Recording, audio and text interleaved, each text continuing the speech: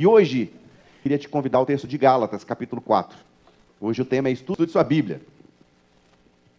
E nós vamos falar sobre a centralidade da Bíblia estar em Cristo. Estude sua Bíblia. Nós vamos ler o capítulo 4 do livro de Gálatas, de 1 a 7.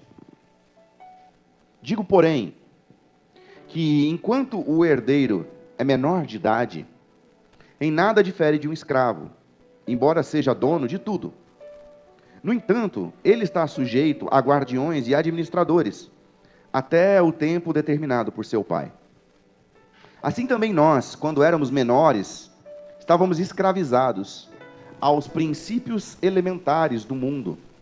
Mas quando chegou a plenitude do tempo, Deus enviou o seu Filho, nascido de mulher, nascido debaixo da lei, a fim de redimir os que estavam sob a lei, para que recebêssemos a adoção de filhos. E porque vocês são filhos, Deus enviou o Espírito de seu Filho ao coração de vocês. E ele clama, Abba, Pai. Assim você já não é mais escravo, mas filho. E por ser filho, Deus também o tornou herdeiro. Fala com a gente essa manhã, Pai. Vai nos ensinando a ler a Bíblia, Pai. Vai nos dando capacitação da parte do Teu Espírito Santo, mas também vai nos tornando desejosos de não ser levados por ventos de um lado para o outro, Pai. Nós pedimos isso, nós clamamos isso, Pai, em nome de Cristo. Amém. Amém. Esse texto de Gálatas, ele surge dentro de um contexto que parece se repetir, que é pessoas usarem do centro da fé e do centro da espiritualidade como um subterfúgio, como uma forma de instrumentalizar isso a seu favor. Então, na igreja da Galácia, o que vem acontecendo é um grupo de judaizantes tentando forçar aqueles que eram gentios a cumprir ritos judaicos. Nesse caso, bastante relacionado à circuncisão.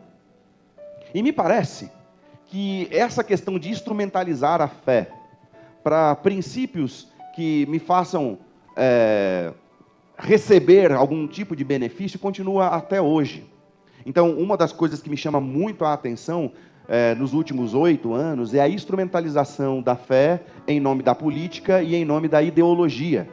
Então, o que você percebe é algumas pessoas usando o texto bíblico, mas para pessoas que não tenham uma capacidade de raciocinar a partir do texto para instrumentalizar a sua visão ideológica de mundo, ou para instrumentalizar uma visão política de mundo. Só que nesse caso, o que acaba acontecendo é uma escravização da espiritualidade. Então, você, de alguma forma, você está subjugando a espiritualidade das pessoas e instrumentalizando a espiritualidade das pessoas. Mas, fazendo também uma autocrítica, e tem uma frase famosa do John Stott que diz, crer é também pensar, isso acontece porque para algumas pessoas é confortável só seguir aquilo que o outro diz e não se tornar capaz de fazer uma autorreflexão. Então, a culpa é de quem quer instrumentalizar, mas também a culpa é daqueles que não desejam se aprofundar no estudo das Escrituras. É daqueles que preferem ouvir a palavra do pastor sem questionar. Ou aquele que prefere ouvir a palavra de um político, seja ele de qualquer espectro, sem questionar. Ou de, no mínimo, questionar no sentido de, eu vou pesquisar aquilo que foi dito, eu vou me aprofundar naquilo que foi dito. E isso no nosso tempo, ele ainda se torna mais tóxico. Por quê? Porque as pessoas usam o Instagram para se informar, as pessoas usam o Facebook para se informar. E qual é o problema disso? Primeiro, que as informações são rasas. E segundo, que você tem, para aqueles que já assistiram um documentário que eu já falei 500 vezes para você assistir, que se chama O Dilema das Redes, você tem um circuito manipulatório por trás dos algoritmos. Então, se você é de esquerda, tudo que você vai ver no seu Instagram está relacionado a conteúdo de esquerda. Se você é de direita, tudo que você for ver relacionado ao seu Instagram vai estar relacionado ao conteúdo de direita. Se você é um fundamentalista, tudo que você vai ver no seu Instagram está relacionado ao fundamentalismo. Se você é um progressista, tudo que você vai ver no Instagram está relacionado ao seu progressismo. Falei para vocês que eu assisti umas 2 vezes acidente de Fórmula 1, e que daqui a pouco o Instagram estava me mandando acidente que aconteceu na Mogi Bertioga. Eu falei, acho que o Instagram entendeu que eu gosto de acidente. Eu falei, sai fora, mano, sai daqui. Por isso que eu estou cortando o Instagram da minha vida, é tóxico demais. Por quê? Porque isso nos torna incapazes de questionar de fato. Quando foi o último livro que você leu? Quando foi o último curso que você fez? Está entendendo? Eu quero te estimular. Agora, tá bom, você está enferrujado. Ah, pastor, faz muito tempo que eu não vou... Mas então vamos começar. Vamos começar a questionar algumas coisas. Bom, o texto de Gálatas, ele vai falar um pouco sobre isso. As Escrituras não são um livro de regras. Tá bem? Você pode até ter essa perspectiva no Antigo Testamento. Mas as Escrituras não são, e quando eu falo as Escrituras no plural, porque a Bíblia é um compêndio de livros. A Bíblia não é um livro. A Bíblia é uma biblioteca de muitos livros. E ela não é um conjunto de regras. Por quê? Porque essas regras estavam no Antigo Testamento, e eu vou falar sobre isso hoje. Muitas coisas que são promessas para o povo judeu no Antigo Testamento não se aplicam à igreja, e também não é um compêndio de moralidade. Então, o que é as Escrituras? As Escrituras é uma narrativa de um Deus que deseja se relacionar com o homem. E o que vai permeando toda a Escritura é esse conjunto de narrativas que nos inspiram a ser santos, que nos inspiram a ser pessoas melhores por meio do Espírito de Deus.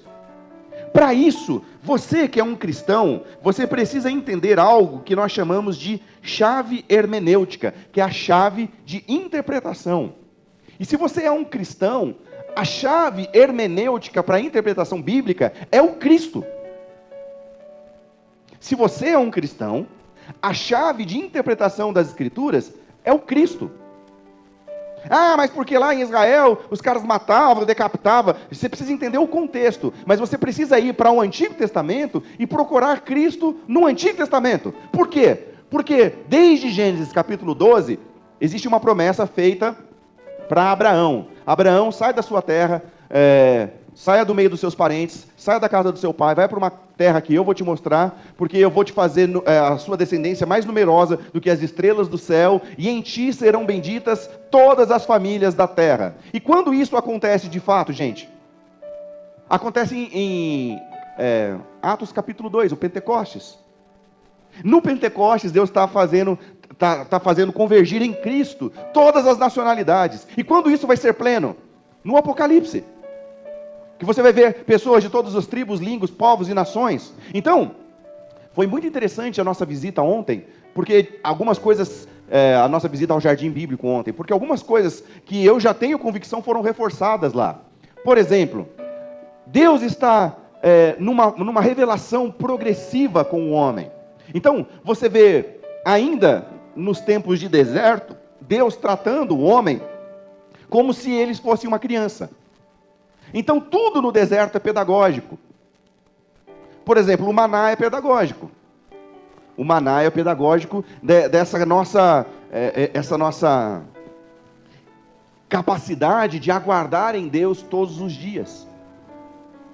Então, de esperar em Deus pelo pão de cada dia. É pedagógico. E aí Jesus chega no Novo Testamento e fala, eu sou o pão da vida. Na verdade, o melhor termo, a melhor interpretação para isso é, eu sou o maná. Eu sou o pão que desce do céu. No deserto, tem uma coluna que conduz o povo. Não é isso? Uma coluna de fogo. Jesus diz, eu sou a luz do mundo. Eu sou aquele que guia. Estão entendendo? Você vê no Antigo Testamento, Deus querendo estar se relacionando com o povo. Então, ele manda construir um tabernáculo que caminhe em meio ao povo. E ontem a gente viu com detalhes o tabernáculo. Coisa mais linda. Jesus, no Evangelho de João, no capítulo 1, no versículo 7, a melhor tradução era, Jesus tabernaculou-se, ele se tornou o tabernáculo de Deus que anda no meio do seu povo. É pedagógico.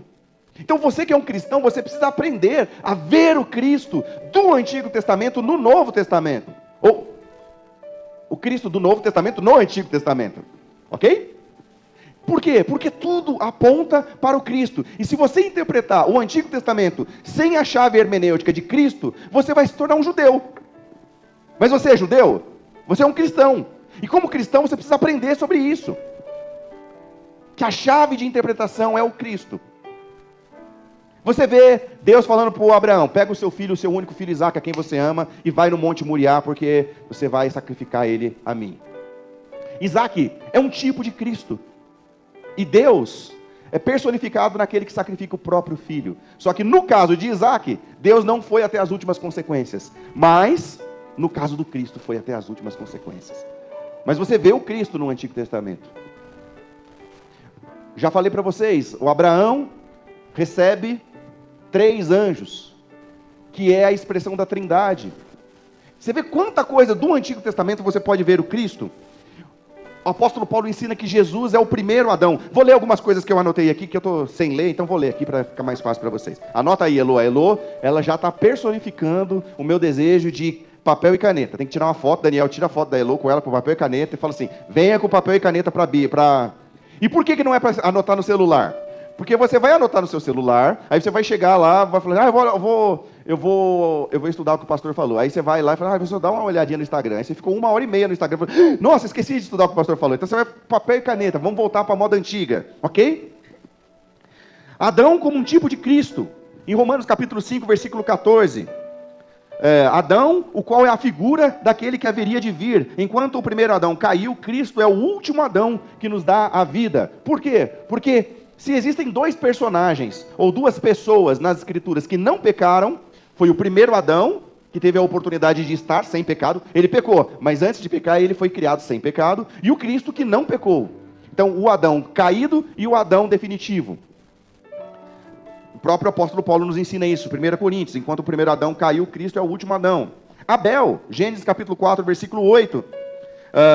Você faz um comparativo com Hebreus capítulo 11, versículo 4. Cristo como Abel é o justo cuja oferta agrada a Deus, mas é rejeitado e morto por seus irmãos.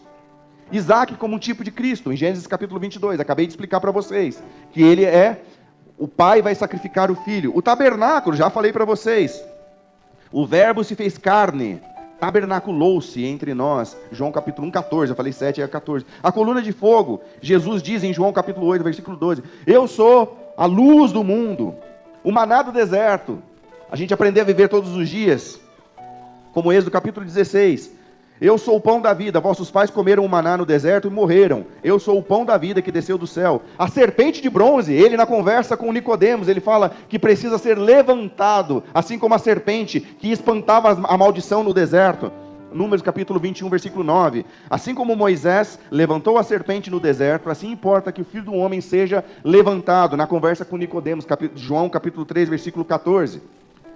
Josué, como libertador, você sabe que a raiz Yeshua e Josué é muito próxima. Josué é um tipo de Cristo no Antigo Testamento. O sacrifício de cordeiro.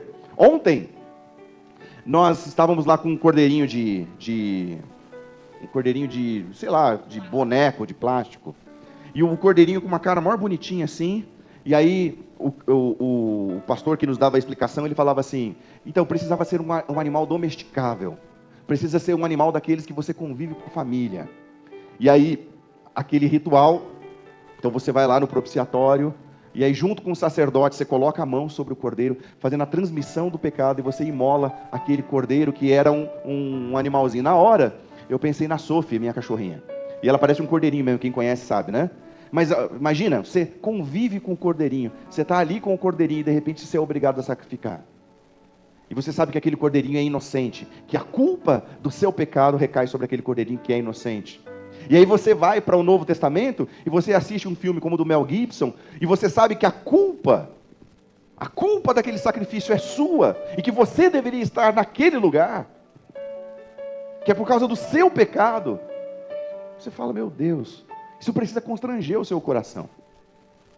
E aí a gente vai percebendo como a religião vai distorcendo as coisas, porque depois de um determinado momento, já tinham mercadores que vendiam a ovelha que era para ser sacrificada, mas não foi assim que Deus ensinou, era para ser uma ovelha do convívio.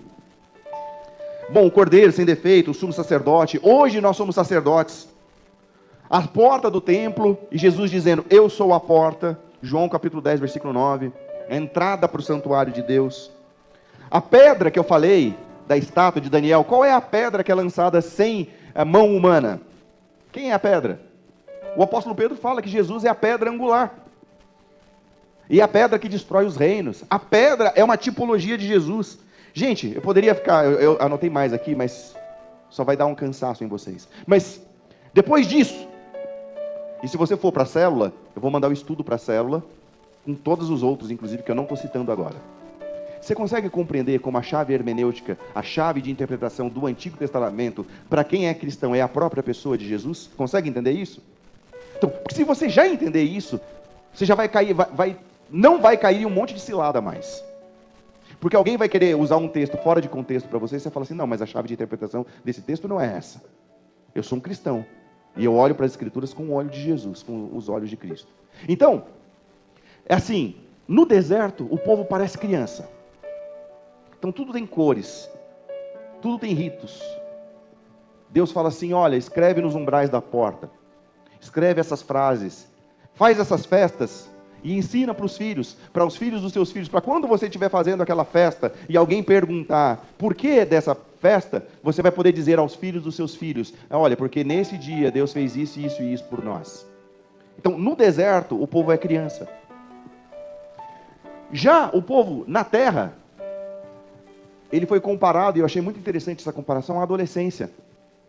Porque o povo já entendeu quem Deus é, mas continua rebelde. E não só a rebeldia, mas a prostituição, o adultério. Deus é posto como aquele que é traído por seu povo. E agora? Agora é o texto de Gálatas, que a gente acabou de ler. O texto de Gálatas fala que nós deveríamos ser adultos, nós não precisaríamos mais de leis. Porque o texto bíblico nos ensina que ele escreveria nos nossos corações a lei dele. Então eu não precisava de alguém ficar falando, a lei é essa. Pastor, é certo comer macarrão ou comer feijoada? Não, você tem o Espírito de Cristo em você. Quando você vive conectado a Cristo, Deus te dá consciência. E é o próprio Espírito que diz quando você está certo, quando você está errado. Mas se você não tem uma espiritualidade que seja mínima, se você não é devoto minimamente, se você não estuda minimamente, então eu vou expor o texto aqui, rapidamente, gente. Verso 1 e 2. O herdeiro que ainda é criança. Digo, porém, que enquanto o herdeiro é menor de idade, quer dizer, quando ele é menor de idade? Lá no Antigo Testamento. No Antigo Testamento, ele é o herdeiro que é menor de idade. Em nada difere de escravo, embora seja dono de tudo, mas está sob seus tutores e curadores, até o tempo determinado pelo pai. Então Israel era esse herdeiro, mas enquanto estava sob a lei de Deus, ainda era como criança. Por isso que no capítulo anterior, fala que a lei serviu como um tutor, como um pedagogo que ensinava. Versículo 3. Assim também nós, enquanto éramos menores, estávamos escravizados aos princípios elementares do mundo. Que princípios eram esses? Era tudo sombra daquilo que ainda haveria de vir. Os ritos, a lei, tinha função educativa. Imagina um povo, depois de 400 anos escravizado, saindo em direção à terra. Eles precisavam de educação. E foi isso que Deus fez, por meio da narrativa que os levava até lá. Era um processo educativo. A plenitude do tempo e o envio do filho. Mas quando chegou a plenitude do tempo, eu estou no versículo 4 e 5 de Gálatas, mas quando chegou a plenitude do tempo, Deus enviou o seu filho, nascido de mulher, nascido debaixo da lei, a fim de redimir os que estavam sob a lei, para que recebêssemos a adoção de filhos. E se a gente agora foi adotado como filho, por que você quer viver dando regra para as pessoas? Ou por que as pessoas se submetem a regras de igrejas? Ah, nessa igreja não pode cortar o cabelo. Ah, nessa igreja não pode usar brinco. Ah, nessa igreja não pode tomar refrigerante. Ah, nessa igreja não pode tomar suco com derivados. Ah, nessa igreja não pode comer carne de porco. Regras. Não tem consciência. Não tem capacidade de pensar. E sabe qual que é o problema disso? É que você escuta isso no domingo e na segunda-feira, você que não vive uma vida reflexiva, você vive cometendo as mesmas coisas. E esse, para mim, é o grande problema da hipocrisia evangélica. A hipocrisia evangélica é, você vai no domingo na igreja, faz tudo de mais legal e mais bonitinho, e na segunda-feira você continua vivendo de qualquer jeito. Na hora certa, o pai envia o filho, e esse filho, nascido de mulher, nascido sob a lei, ele tem uma missão que é nos elevar a mais do que isso, a nos levar ao tempo da graça. Agora, a graça é de graça, mas custou caro. A graça é de graça para nós, mas custou caro, não para nós. Enfim, quero concluir. Eu gostaria muito, mas muito mesmo, de que você tivesse uma consciência cristã. Uma consciência cristã. Eu tenho um pacto com Deus, e quem me acompanha há algum tempo sabe que as minhas pregações são expositivas. Expositivas é você pega o texto e expõe. A questão é que nas minhas pregações expositivas, durante todos esses anos, eu peguei pequenos trechos e expus. Pequenos trechos e expus. Mas, se você não aprender a ler a Bíblia, e se você não voltar a desejar a ler a Bíblia, você vai ficar refém até mesmo da minha explicação. E eu não quero isso. Eu quero que Deus produza aqui entre nós seres de livre consciência. Vou tentar explicar isso de forma mais pedagógica, tá? O João é uma criança. Faz 7 anos amanhã. O João, quando ele era criancinha, ele não sabia que era importante tomar banho. Então, no início, eu dava banho no João. Ok? Hoje, ele já sabe tomar banho sozinho. Mas ele ainda não sabe o quanto é importante. Então, eu não preciso mais dar banho. Mas eu preciso explicar para ele como é importante ele tomar banho. Então, eu não preciso mais dar banho. Ele já sabe tomar banho sozinho.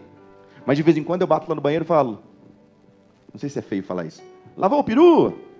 Lavou embaixo do braço? É o que eu falo lá em casa. E ele está aprendendo. Agora, sei lá, daqui a alguns anos, eu não vou precisar nem dar banho, e nem explicar por que é importante dar banho. Porque ele vai ter aprendido que é importante tomar banho. A minha tristeza, irmãos, é de que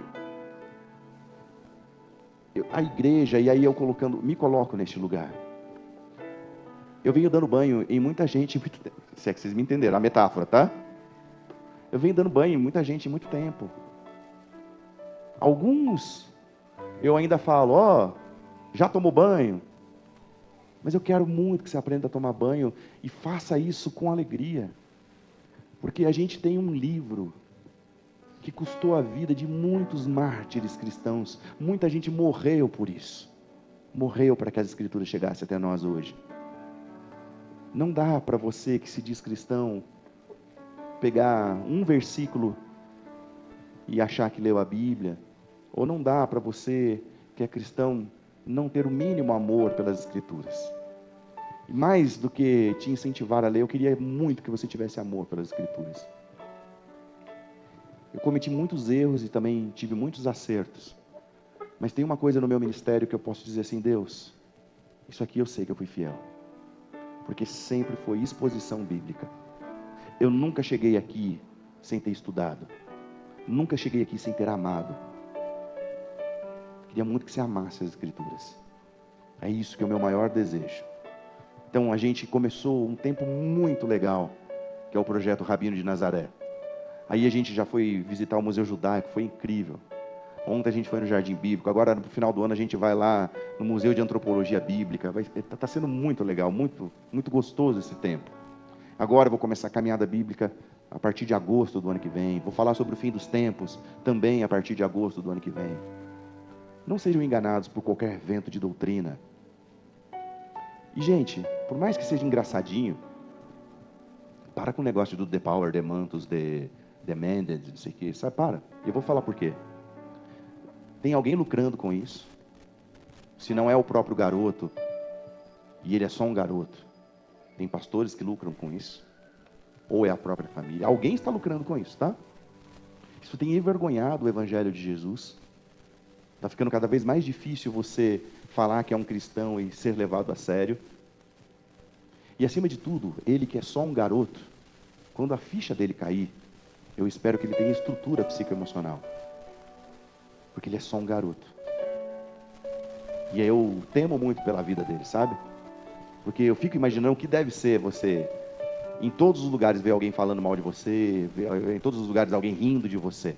E você entra num bullying cibernético sem perceber o que você está fazendo. Eu espero que esse garoto não se perca de forma que seja irreversível. Então, quanto vale a sua piada? Entendeu? Quanto vale a sua piada? Vale a vida de alguém? Não vale. Então vamos levar a sério isso. É alguém. E é alguém que Deus ama. Pode estar até fazendo coisa errada, mas é alguém a quem Deus ama. E vamos levar a sério o ser cristão. Porque o nome de Jesus, quando a gente estudou santificado seja o teu nome, o que a gente está falando é que o nome de Cristo nos cela. E quando alguém vê a nós, vê a nossa atitude, vê o Cristo.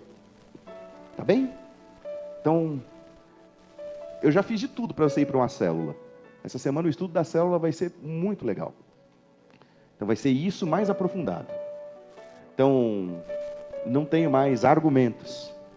Eu vou ver se consigo formas mais educativas, convincentes, mas para você poder estudar com um pouco mais de profundidade. Não consegue vir para a célula? Consegue acordar no domingo um pouquinho mais cedo? 8h30 da manhã, o Rabino de Nazaré. Eu só não quero que isso aqui seja um produto. Eu vire um produto. Você consome, como a gente já consumiu tantos outros pastores que vieram antes de nós. Seja igreja. Não vá à igreja. Seja igreja.